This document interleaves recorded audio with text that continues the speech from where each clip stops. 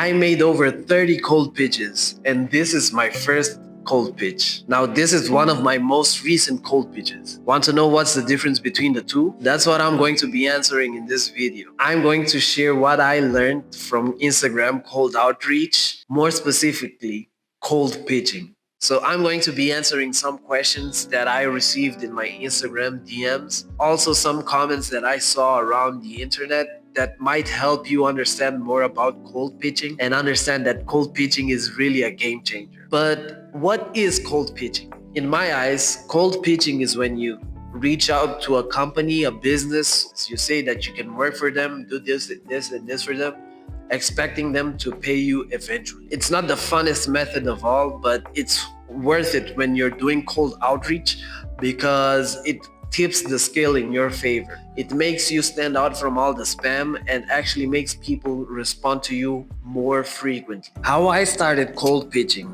was when I was starting to get frustrated with my cold outreach because I wasn't getting replies like at all. I was starting to go a little crazy because most of the times I started cold outreaching.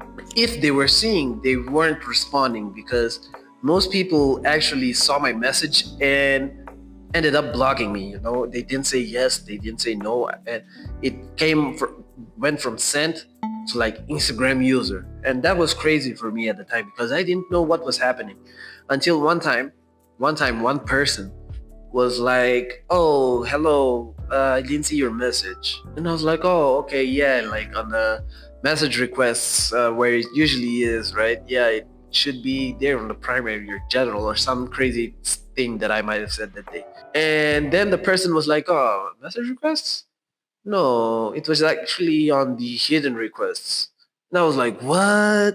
Hidden requests?" And then I remembered that I was like, it was in a phase that I was like frantically DMing a lot of people. And when she said that, I was low key shook, and it made me not DM people for quite a while. Then I stumbled onto like people cold pitching. I don't remember which one I saw, but I remember I saw someone doing it on Moon, and it was part of their strategy and something like that. And then I decided to try it, and I started it, and the results I got were crazy to me because I didn't actually start by messaging them.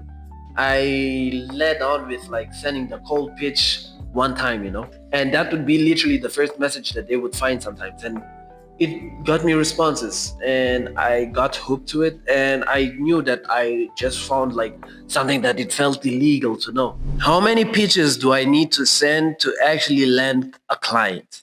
I won't lie, that's very relative, depending on your niche, depending on what you're doing. But what I can tell you is that doing cold pitches boosts the odds in it doesn't matter in which niche you are. You could be like a construction worker, you could be someone doing real estate, you could be a tutor, a teacher. It doesn't really matter, but if you use the cold pitch approach and if you're trying to do something remotely, it instantly boosts your odds than people just for giving their resume or giving their notes or giving something like that.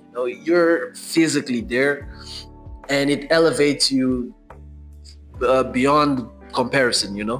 What mistakes should I avoid when cold DMing people? The biggest mistake I see is trying to make it so long and big and trying to make it too perfect and trying not to like appear as an African or as an Indian or something like that. Often doesn't. It's your skills that make the difference. If you have an accent and you're butchering your English on when you type, and in your videos you mistype some stuff, of course they won't advance with you. It's something that I learned forcefully. I'm not just saying this to you because I just thought of it. I went through it. People said it to me to my face on the DMs, on video calls. So it's something that actually makes a difference. When you are useful, people forget ethnicity or what your accent is or stuff. Minimal stuff like that doesn't really matter. How do I stop people from ignoring me? You have to be useful. What I learned from those people who blocked me was that people actually do see the DMs. They do. They just choose whether to answer or not. You can't be spamming them like those bot accounts that are usually asking me to be an ambassador for a clothes brand that I don't never heard of or stuff like that. It actually comes off as scammy, spammy if you don't tailor the message to the actual person you're sending. And that's so important to tailor to the person, because automation nowadays is very crazy and people are butchering the system for all of us. How do I position myself if I don't have much experience or a big portfolio? If you don't actually have a big portfolio, or if you're starting out, the best thing you can do is actually sending samples. Most of the times when you send samples to clients or people of interest, they won't even care about your portfolio.